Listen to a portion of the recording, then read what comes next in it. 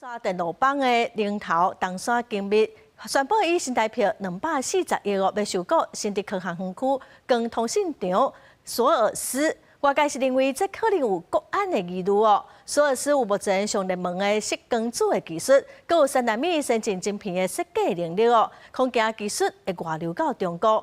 也毋过经济部是强调讲，因会严格来审查这个收购案。上班时间大门关咧，无人出入。伫新竹科学园区老牌子的光通信厂索尔斯，已经有29年的历史，有现出是上届时行的矽光子技术。即马中国印刷电路板上大间的公司东山精密发广告要以人民票59亿3500万，差不多台票240亿，并购索尔斯。其实它的传输效能是远比电信来得好的非常的多，而随着人工智慧市场的快速的起飞，除了追求算力之外，传输效能的要求其实也是一个新的方向。中资可能是透过收购台资的企业，然后来取得关键技术。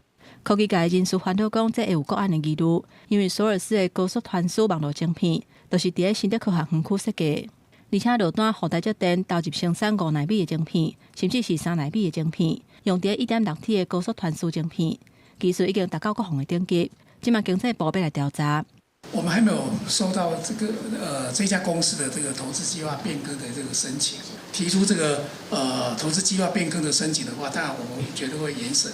那如果有这个涉及到国家安全或经济发展之余的话，最严重就是要废止公司的这个投资许可。根据了解，索尔斯捌伫2016年到2021年2届转手部分的股权，收购的企业拢有中资的背景。这个交易无向经济部提出申请，引起争议，产业界嘛持续关注。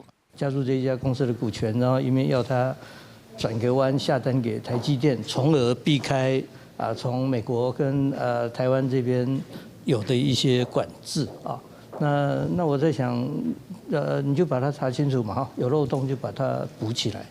索尔斯新竹公司伫截稿进前是暂时无回应，不过美中科技的竞争真激烈，安怎防止产业离开、甲技术保调的，各界拢真关心。记者综合报道。